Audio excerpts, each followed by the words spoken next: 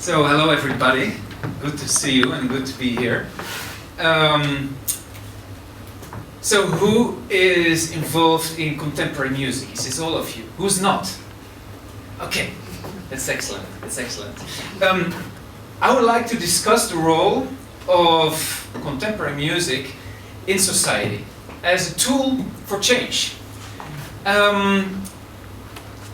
I believe a musician can be even more powerful than a politician in helping change, creating change in the society of today. So I hope that this coming, well, let's say 45 minutes, we can really discuss a bit and we can really see if this is also the case for you. If you can be part of making change in society.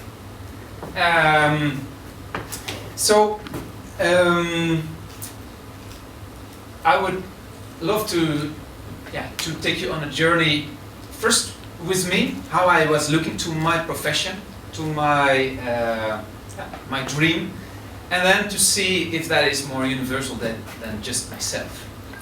Because like more than 10 years ago, I was also in the Gaudeamus week with a jury selection, with a piece present, and I adore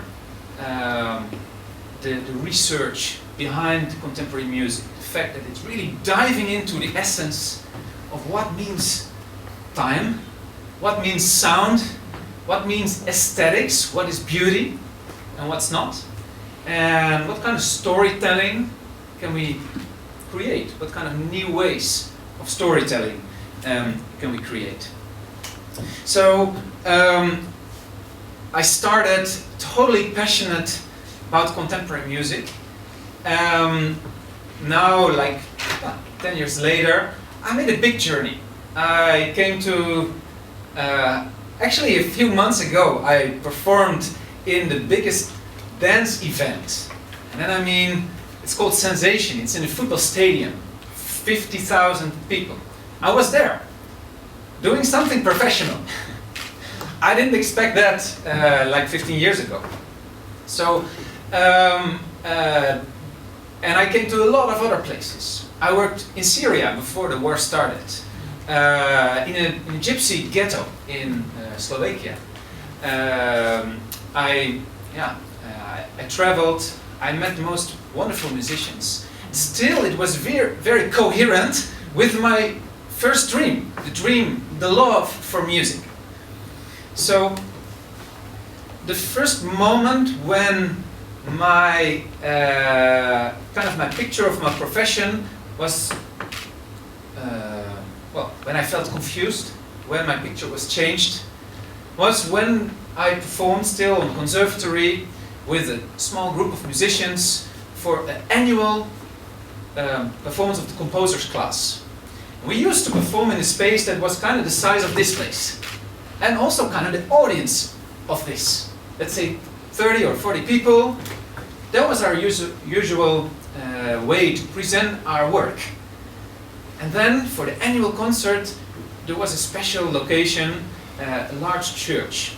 Organization, he made kind of a benches and a stage in the middle of the church, exactly in this space, because we expected like 30 or 40 people, and we were used to have this kind of stage.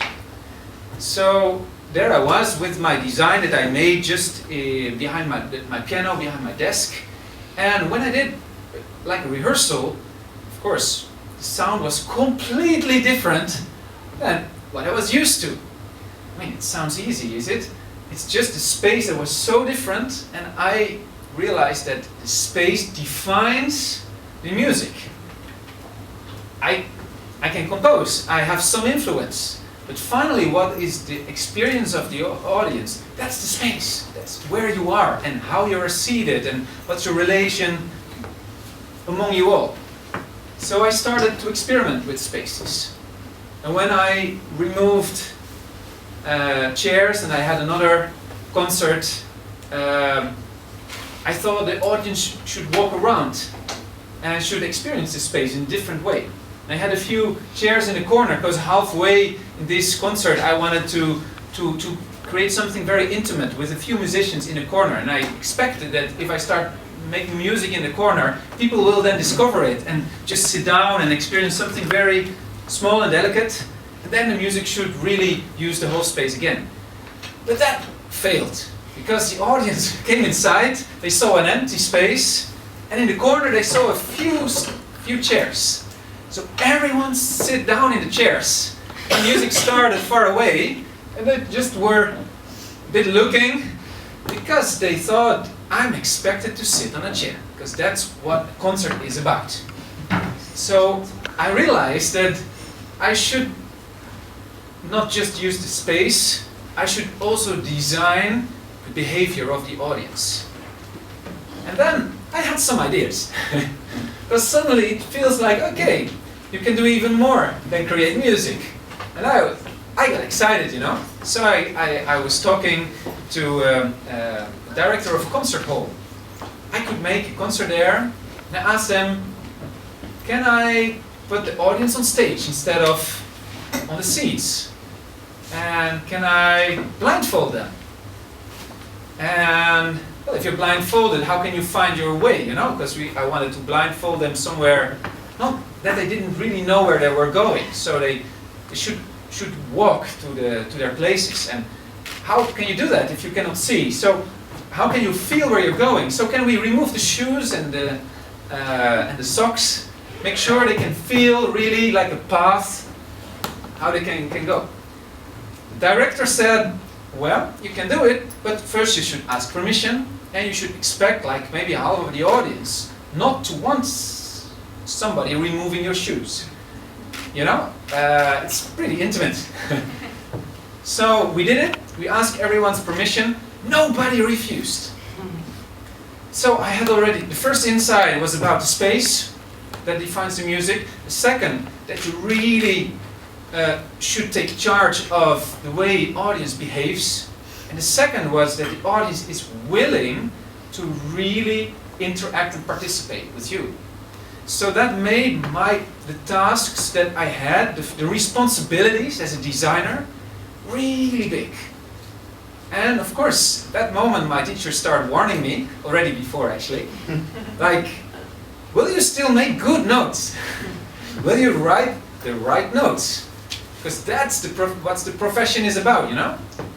So will you really think every note should be in the right place, have the right position? You're working with all this kind of events and indeed involving also smells, maybe, well, I had hairdressers involved because I wanted that also, the touch, you know? People touch you and yeah, it's part of a design of an experience. If you come to a place and you feel some intimacy. So I was thinking like, what kind of intimacy can we design that has still a, well, kind of a way that people feel, well, comfortable with. Because I learned already from the start when I was working contemporary music that if you really piss off the audience, if you make noises and so on, they won't actually really be open and listening to what you have to say. You just start thinking like, this is an ugly sound, do I accept it or not? And it becomes more like a rational game. And I wanted to seduce people into openness. Because I thought that was the most essential thing. If people are open, they can really listen to what you have to say. So the openness was not just the ears. It became also, what do you see, what do you feel? Are you open if someone takes you by the hand or even start doing your hair or even cutting it? So it was crossing like usual borders of what is the responsibility of a composer. And it all went very smooth. Very smooth. Because the audience loved it. They loved it. They didn't come to listen to music. No, they come to spend some time with you. That's an essential difference. And people don't come as listeners. No, they come as people, as persons, with thoughts, with ideas, with dreams and imagination. So that is actually the relationship. You spend time together, people are there as total people. So all this type of limitations are maybe very nice, because then you can feel, I don't have responsibility how it looks like, I just make the notes. It's nice, you know, it gives you peace of mind. You just make good notes, and then the concert is maybe like a success. I was very often confused, like, oh, do I have to control so many things? I started even to discuss with people in the concert hall. By the way, you see here the blindfolded concert. Like, what happens if you want to go to the bathroom, or if you want to have a coffee?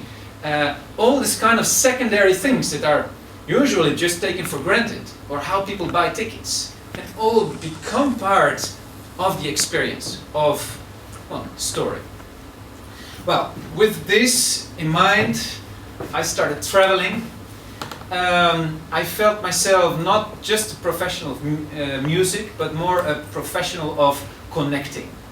And I traveled, I came to cities, and very often it was a matter of hours that I started finding musicians, connecting to them, listening to what was their voice, how I could interact with them, and co-designing events. So that was so amazing, going to different places, different cultures, and different locations.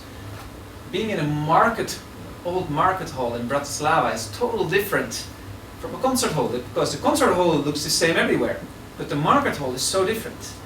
And then I already mentioned the Roma ghetto, where the people live, the gypsy ghetto in Slovakia. It's so different in some way in their field of life. And I traveled on to the Middle East, first Cyprus, and then Israel, Palestine. And I just started talking to everyone I met. Musicians first, and then the friends of the musicians, of course, others, designers, people who represent some communities. And we were just brainstorming, not how can you listen to my music, but more what's going on here, and can music make a difference? People were very easy to say yes if I said, can music make a difference? Because it's very natural. They say right away, like, music can break the pattern of our daily life. And if you live in a refugee camp in the West Bank, your daily life is really defined by the place where you live. So if you go there with music, you really start defining the space in a different way. So from really basic questions of these people, I started designing. And I like to show you a short impression, a few minutes of a project. It was called Carried by the Wind. Because the wind can travel freely, where if you live in this camp in Bethlehem, where yourself you cannot. So, I'm a viola player, also a composer. So I enter a bedroom of somebody, and I use the balcony. It's a fantastic idea. It is very unconventional. Of course, here people never had such an experience. Why it is important? Because it is like a statement of life next to the wall, which is a statement of death. This road used to be the most crowded, busy road in Bethlehem. In the 90s and before, because of the building of the wall around this holy place of the Rachel's tomb, it has become one of the deadest areas in Palestine. So it is now the mission of musicians, of artists, to try to convert it into something really alive as a non-violent cultural statement.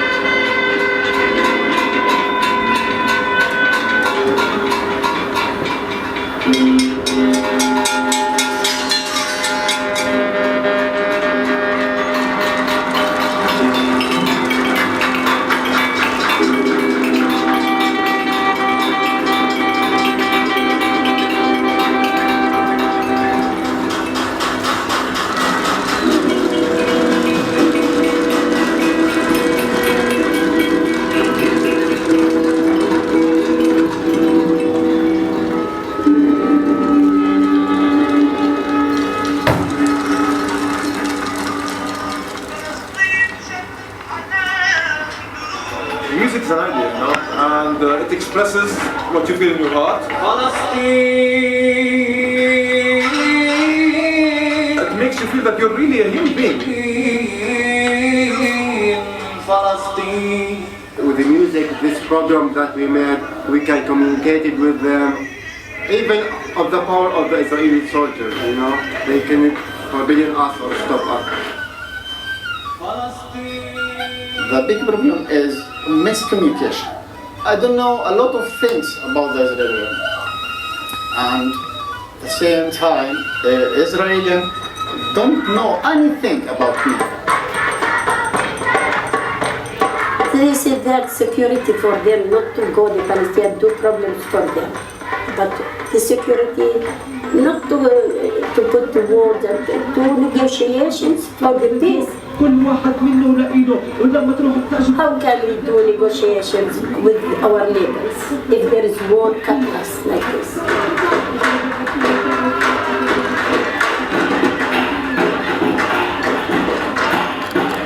I hate weapons, hate violence, and my only weapon is my guitar, you know.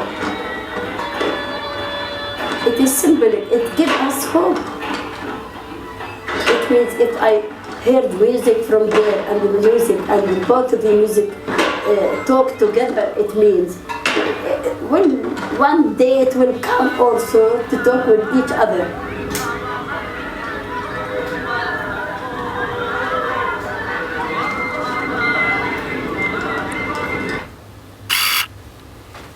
Well, some people think that, okay, so that is what you mean by politics. Go to a place where the opinions are very divided, where there is a struggle, and you go there and you take part in that struggle. But that's not what I mean with politics. We went there. I mean, I built a team, of course. It was a long process before we could really connect to this community and all these people who were living there, and together build this performance. And we went there without a slogan, without saying this is a concert for peace, or this is a concert against the wall, or this is a concert for justice. We didn't need anything of that.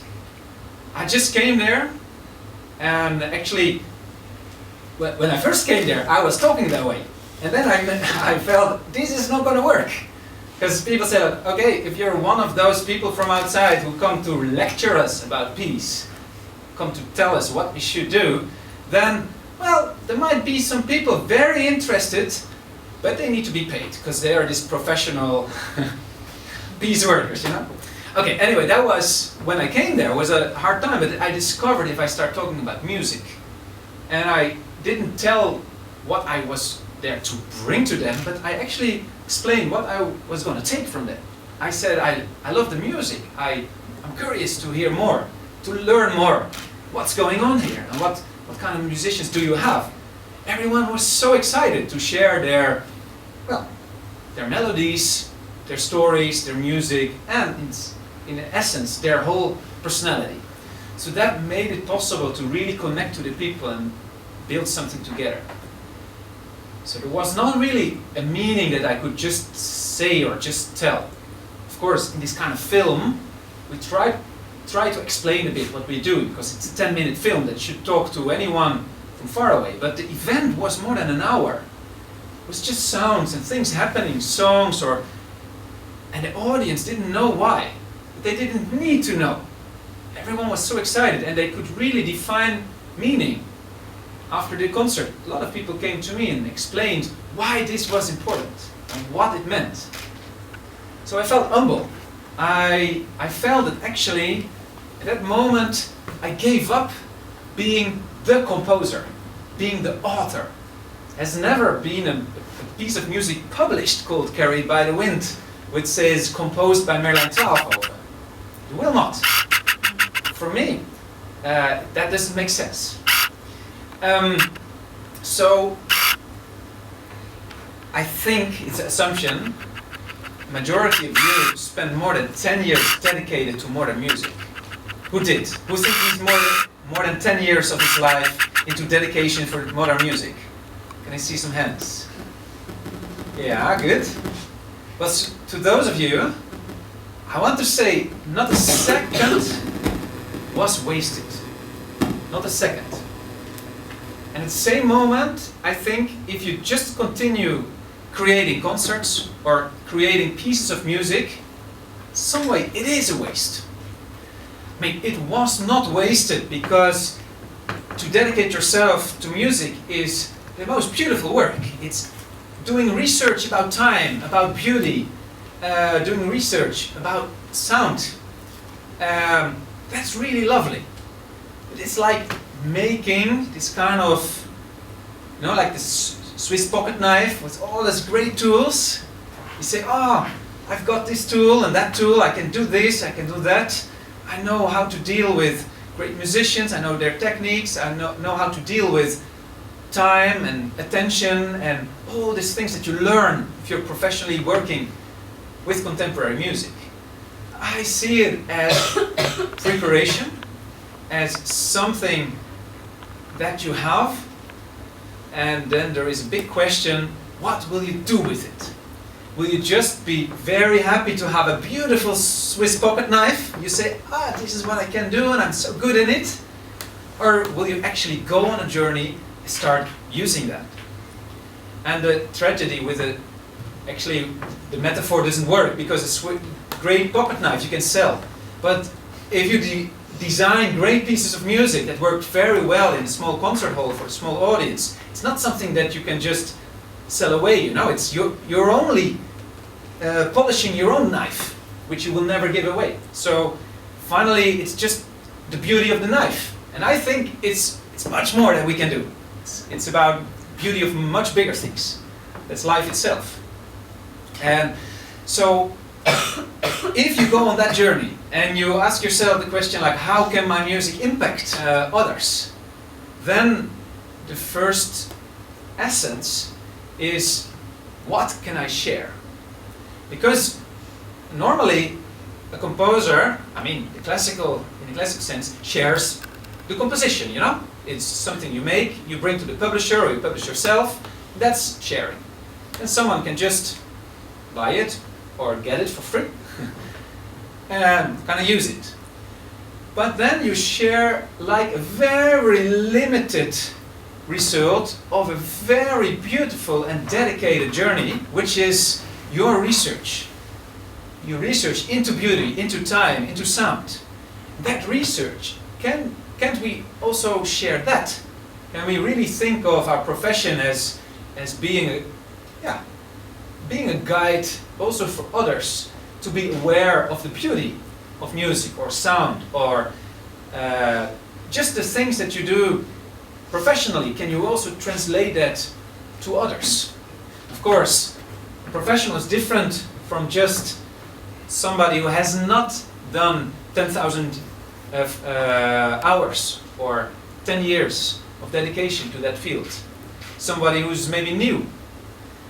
You will discover, if you share your dream or really the why am I making this, that there will be a lot of people around who will recognize something there, who will be so inspired. And then you don't have a result yet, it's just that you share a dream or a vision. Then you might connect to others. That's of course a process where you have to maybe sometimes perform, make sure that there is a music dimension, but also explain and talk. Because some dreams that are very big, it's very hard to realize it. First it's still a dream, you know. And if there is people connecting to your dream, then around you there might be a group of people that is maybe unexpected. Maybe there's some people that you didn't expect into your, let's call it like a following. Let's call it a tribe. Maybe there is somebody who used to teach you, a professor of your university, or maybe someone very young, or someone that you don't know at all, but who just saw, maybe you made an advertisement somewhere. You said like, I want to discuss something, changing the world with music. Maybe somebody come there and you will discover others to be involved. You still have your pocket knife. You didn't throw away any of your skills. You have them. You will use them. But only when you know the people who might participate in this, then you also know where you can really make impact. Because it's up to that group that's around you that also the possibilities arise. So the people who are attracted by your dream bring their own network. Some of them bring maybe professional other skills, some knowledge, and that is totally changing your position. You're no longer like an author of a complete thing, a story from beginning to end. No, you take part in a team where everyone has their own expertise. And together, maybe it started with a love of music. But if you connect and you discover also bigger ambitions, and if you really do that, well, like step by step, you might also become aware of some bigger goal that you can reach together. That's actually being a politician. Because what is a politician? It's not someone who organizes the country. That's a manager. A lot of our politicians act like managers. I think a politician is translating a dream for society into the practice. And the practice means sacrifice. So what is our dream, and are we willing to sacrifice other things? Because we cannot reach all dreams at the same moment. That's also why there is a tension, because people have different dreams. And I have the feeling that politicians forget about that dreaming, about the dream. And that is actually task of musicians and artists to really speak about dreams and about a vision for society. Become even more a politician than our politicians. Okay, thank you.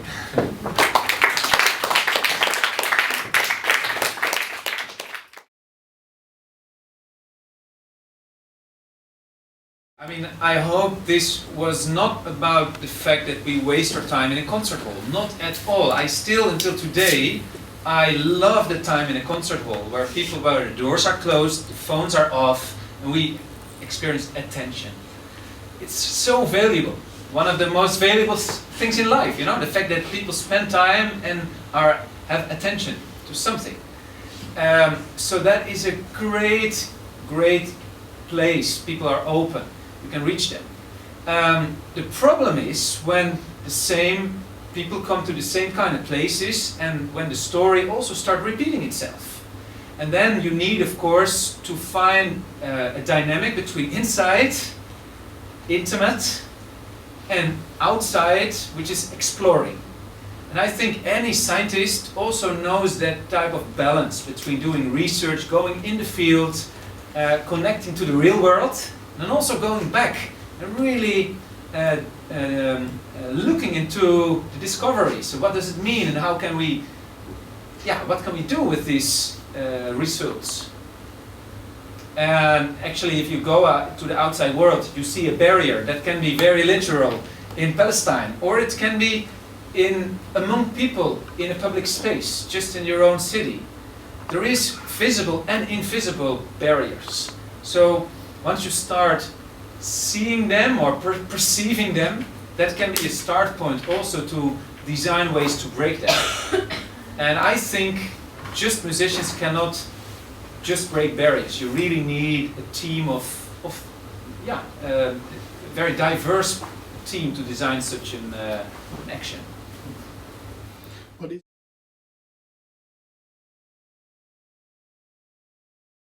Well, first, if you perform outside of a concert hall, you lose control. And that is, in the beginning, not so nice.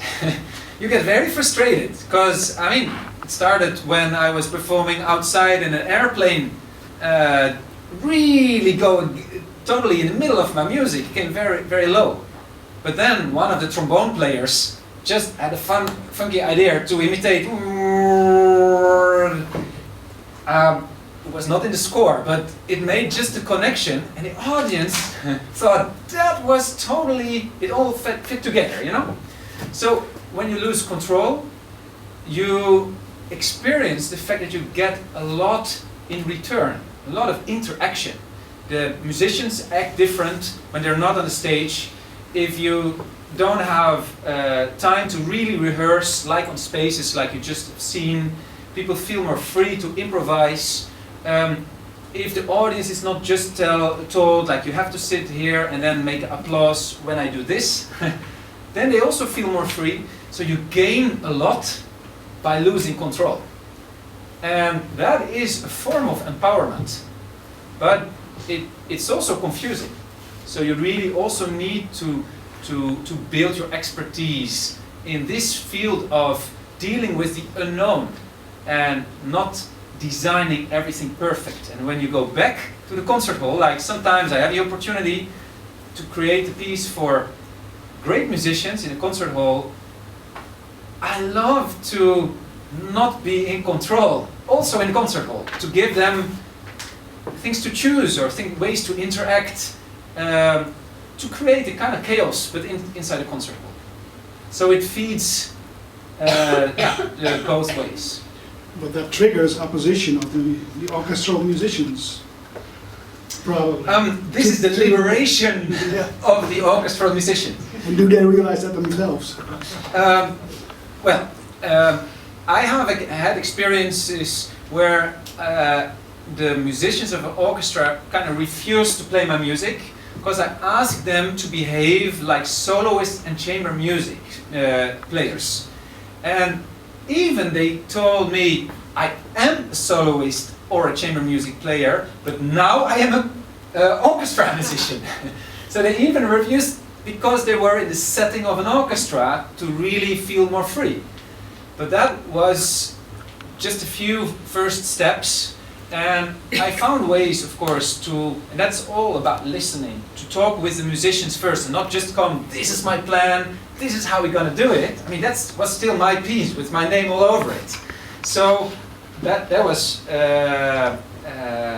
did not succeed. But if I come even to an orchestra and I start talking with them and listening also to their dreams, and then they come with ideas and I kind of connect these ideas to my design, then they feel actually liberated.